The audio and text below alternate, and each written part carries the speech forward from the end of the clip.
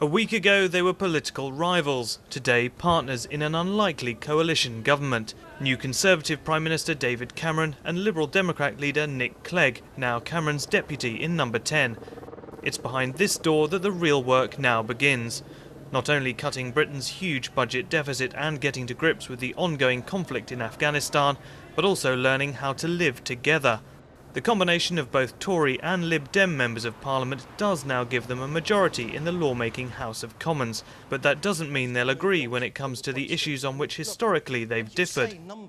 Can you now tell me, am I right or wrong, that 80% of people who come here come from the European Union and your cap would make no difference to that whatsoever? Is that right, yes or no? We have said yes or no? New EU... Trading blows on live television on the issue of immigration. The parties also clash on defence and Europe. Well, there will be debates and issues where the parties disagree. Having said that, I think on balance, looking at it today, the parties have too much vested interest in it succeeding now for it easily to fail quickly.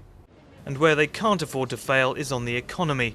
The deficit of over £163 billion is the highest on record, and severe spending cuts need to be agreed.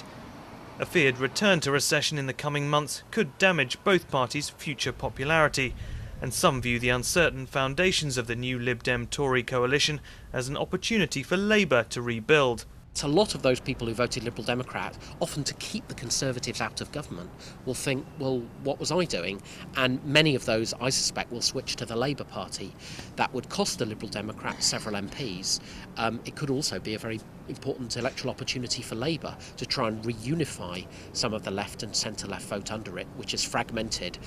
But the new coalition has already come to agreement on the urgent need to reduce government debt and on staying out of the European single currency. I think the fact that David Cameron and Nick Clegg are putting party politics aside for the good of the country in quite a desperate time is actually a good thing.